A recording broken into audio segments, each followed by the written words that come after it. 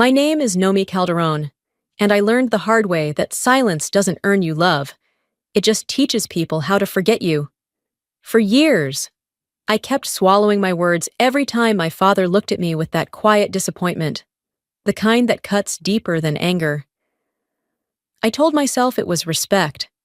I told myself he'd see me, someday, for who I really was. But the day he turned away and said I'd never be part of his family again, something inside me stopped waiting. I didn't argue. I didn't beg. I just stood there and realized the truth he never would. Some doors don't close. They're slammed shut to see if you'll find another way out. And I did. He still doesn't know what that silence cost him. But he's about to. I still remember the sting of jet fuel that morning. Sharp, metallic, and permanent. Like it had seeped into my skin. My father stood on the porch in his faded flight jacket, the one that still carried the faint smell of engine oil and command. The silver sergeant wings over his chest caught the sun, but his eyes stayed flat and cold. He didn't shout. He never needed to. His words came steady, clipped, each one hitting like a trigger pull. He told me that if I chose a life outside the flag, I no longer carried his name. I stood there with the acceptance letter folded tight in my hands, the one I'd been proud to show him, proof that I'd earned my own way. He didn't even glance at it. His hand rose, not in anger, but dismissal. The kind of gesture that ends a conversation, a relationship, a childhood. The door slammed, and the walls trembled like an aircraft breaking sound. My mother cried, clutching his arm. He pulled free without looking at her. My brother Marco hovered on the stairs, 16 and pale, frozen between us. I left in the Texas heat with 3 things. The burned edge of a wing design I'd been sketching for weeks, the flight badge he'd given me when I was 10, and a hollow ache that pressed hard against my ribs. 18 years later, Denver's dry wind carried the same scent of metal. My life had become clean lines, order, silence, the only way to make sense of wreckage. That morning, I opened my mailbox to a wedding invitation. Marco Calderon and Lydia Marshall, Randolph Air Force Base, San Antonio, Texas. My mother's handwriting looped at the bottom. It would mean the world to have you home. For a moment, my hands wouldn't stop shaking. I thought I'd built a life immune to that word, family. But then my phone buzzed, and a message lit up the screen. Don't come. Don't embarrass him. 4 words, no name, just a blade I'd felt before. I deleted it. The reflection in the window showed a woman older, steadier, but her eyes still carried the same fire that once met his. I whispered to the empty room. Steady and sure. I would go. Not for him. For Marco. And for what my father buried long ago. That's where it all began. An invitation, a warning, and the quiet promise that nothing buried stays that way forever. I can still hear the sound, the sharp crack that split the air before the fire swallowed everything. It was 2008, and I was still wearing the flight cadet uniform that used to make me feel untouchable. Back then, I believed loyalty meant obedience, and that courage was measured by how quietly you followed orders. Eva Gonzalez died on a clear morning, the kind where the sun burns too bright to make sense of tragedy. The report said pilot error, a clean conclusion stamped and filed away before the wreckage cooled. But Eva never made mistakes. She was steady, methodical. Her hands didn't shake even in turbulence. I knew something didn't fit. I stayed after hours in the hangar, logged into the training system under an instructor's ID I'd memorized by watching too closely, buried under layers of encrypted reports. I found it. A modification log for the T-38's stabilizer control. Its parameters changed 2 weeks before the crash. Someone had altered the safety range, shaving seconds off reaction time. I brought it to my commanding officer the next day. He read the report without meeting my eyes, then told me to hand over my badge. A week later, I was suspended and barred from the network. By then, the official narrative was sealed. When the final accident report was released, one signature sat at the bottom in neat blue ink. H. Calderon. My father's. That was the moment I stopped wondering why he could never look at me without that shadow of contempt. It wasn't disappointment. It was fear. He hadn't protected honor or country. He'd protected a lie that cost a girl her life. I walked away from the academy soon after, trading the uniform for civilian clothes and a colder kind of work, finding truth among twisted metal and fire. And every time I stood at another crash site, notebook in hand, I couldn't help asking the same question. How many of these were accidents? And how many were cover-ups with signatures like his at the bottom? 18 years later, the snow outside my Denver office fell like ash. I was deep into a routine case, a private jet down in Wyoming. When I traced the serial number of the engine back through maintenance logs, the model code stopped me cold. It was the same series used in the 2008 training jets. Scrolling through the archive, an old digital folder surfaced, dated and forgotten. The title line read, H. Calderon, Training Modification 2008. I opened it, pulse steady, breath not. There it was, the schematic of the stabilizer adjustment, and at the bottom, a note in bold font. Revised under direct order of Cole Marshall, Colonel Marshall, the same man whose daughter, Lydia, was about to marry my brother. For a long moment, I just sat there, the hum of the computer blending with the wind scraping the window panes. The pieces fell together with the precision of a rivet gun. My father had been ordered to falsify the report. Marshall had issued the command, and Eva had died, paying for both of them. The blue light of the monitor washed over my hands. I closed the file, shut down the system, and reached into my coat pocket. The wedding invitation was still there, its gold letters glinting faintly in the glow. Randolph Air Force Base, San Antonio. I let out a dry laugh that didn't sound like me. The past had a cruel sense of direction. It always found its way home. The sky wasn't done with us yet. The Texas heat hit like a hammer when I stepped off the plane. Dry and relentless.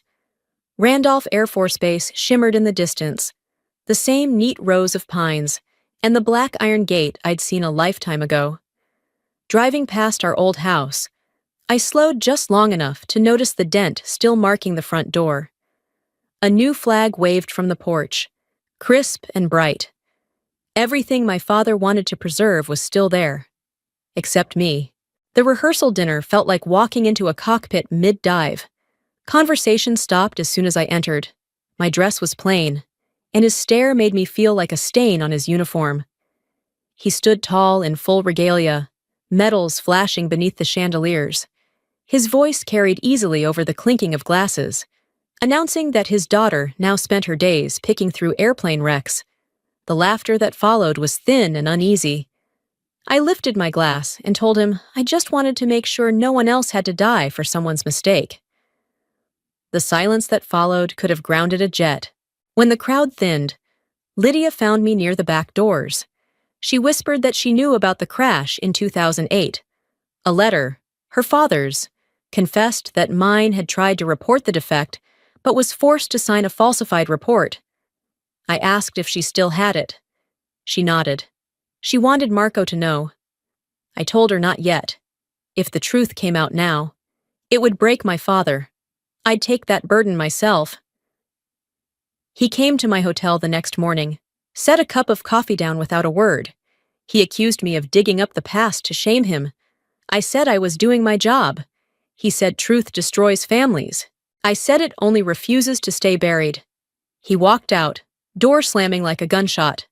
That night at the pre-wedding party, he bragged about honor and family, then threw a glance sharp as shrapnel. Some people forget what blood runs in their veins. I raised my glass. Everyone has blood, I said, but honor has to survive fire.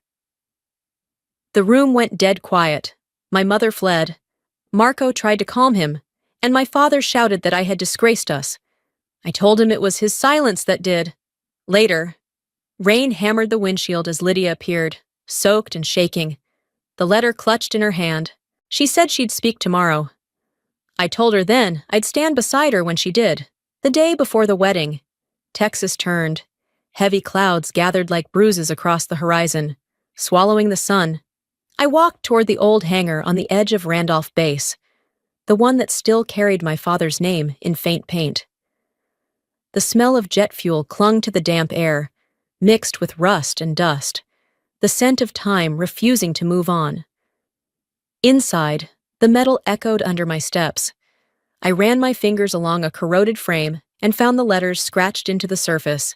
HC 2008, my father's mark. Proof that once, he'd been proud to leave his name on steel. The sound of boots broke the quiet behind me. He was there, hands in pockets, posture still squared like a soldier at inspection. His eyes stayed sharp. He asked if I was digging up old ghosts again. I told him I was only looking at what he'd tried to bury. He said some things had to stay buried to survive. I told him burying the truth was its own slow death. His jaw tightened. He called me reckless, said I was ruining everything Marco had worked for, that he deserved peace, not shame. I said peace built on lies never lasts. A gust of wind slammed the sheet metal wall, the sound shrieking like a warning siren. I turned toward the storage cabinet along the wall and pulled open a drawer. 2 folders sat there, one stamped Final Report 2008, another unsigned. I read the note on the second. Technical deviation poses fatal risk. Immediate suspension recommended. Draft. H. Calderon. The ink had bled, but the message was clear. He had tried to tell the truth once. Someone had taken that chance from him.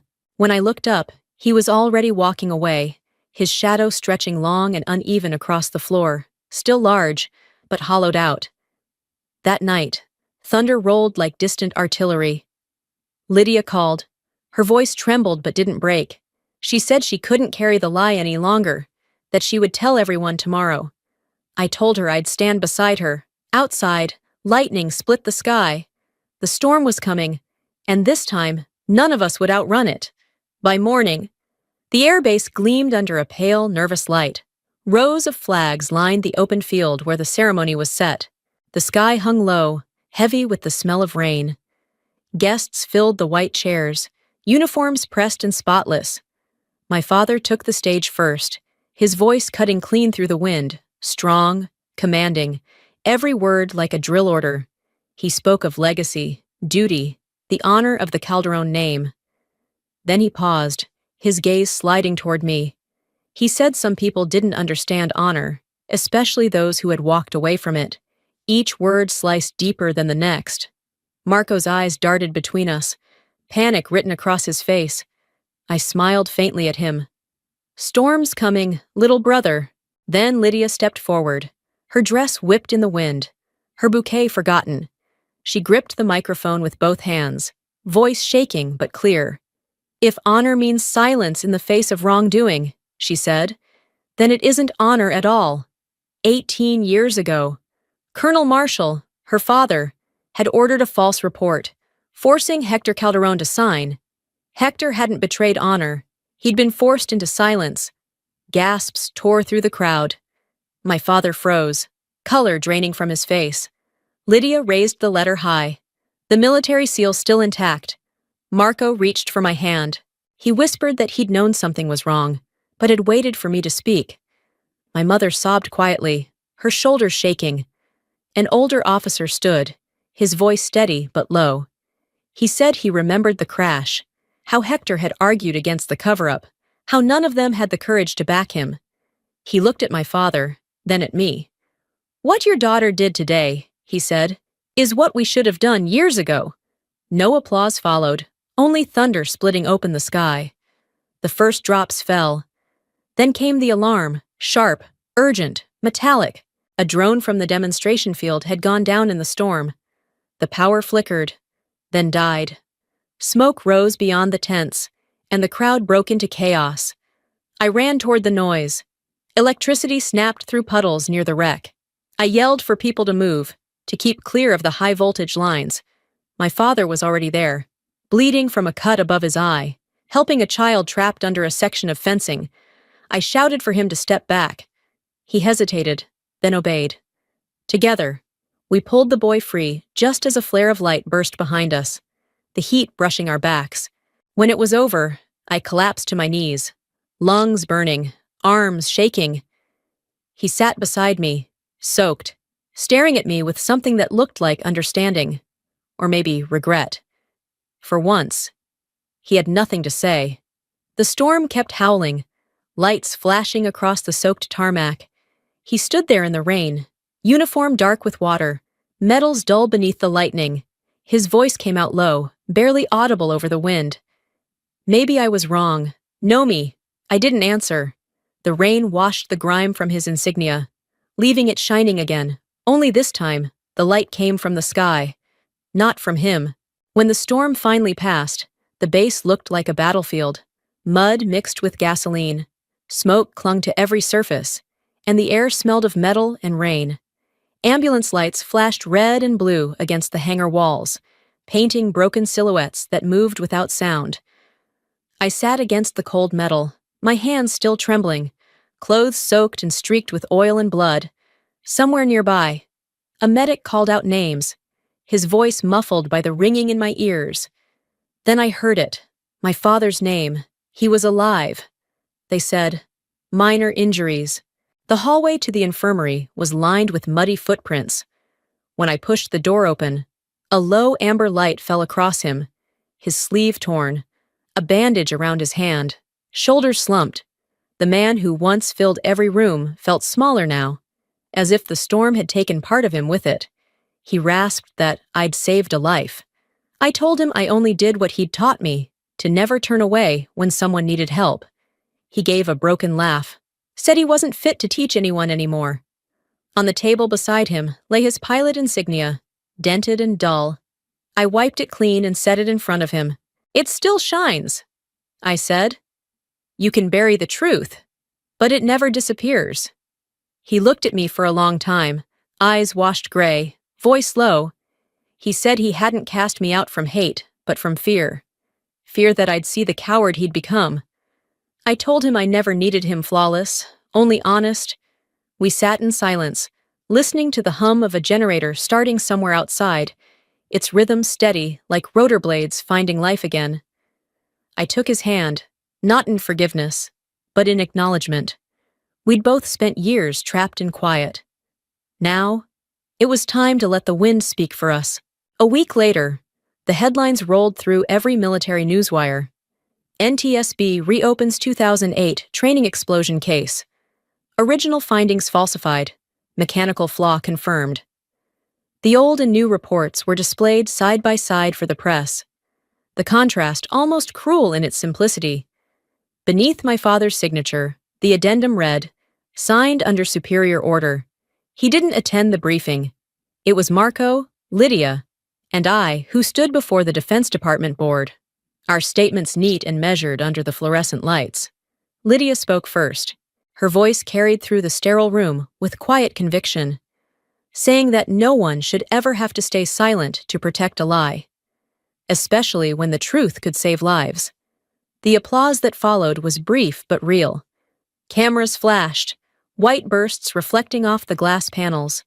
For a split second, in the reflection of that glass, I saw him, my father, standing outside, no medals, no uniform, just the unburdened face of a man finally breathing freely. That night, I found him at the Veterans Hospital. The ward smelled faintly of antiseptic and rain. On the table sat a yellowed envelope with my mother's handwriting. He slid it toward me, said he'd never had the courage to open it. My hand shook as I did. Her words were soft and steady, like she was still there. If you and your father ever meet again, don't search for apology. Look for understanding. Forgiveness doesn't make you weak. Nomi, it makes you free. The tears came hot and sudden. I asked him if he'd ever told her he was sorry. He said every day. I nodded. That's enough, I said. The truth was out. The storm had passed. There were no heroes left, only 2 people finally done running. A month later, I was back in the air, heading north with the NTSB crew. Alaska stretched beneath us like a sheet of frozen glass, sunlight bouncing off endless fields of white. The sky felt wider there, quieter, like it had room for forgiveness. The radar pulsed its steady green rhythm on the panel. I reached into my jacket pocket and placed my father's old pilot insignia beside the altimeter. Not as a tribute, just a reminder that real honor often begins with the courage to admit you were wrong. My phone buzzed once. A message from his number. If you ever fly over Texas, stop by the old hangar. No past, just two people learning to stand side by side. I read it, then turned the screen face down, not out of anger, but peace. Some doors don't need closing or opening, they just need to exist. I eased the collective, the helicopter lifting higher. The rotor's hum folded into the wind. Sunlight spilled through the glass, catching my reflection. Someone once cast out, now steering her own sky.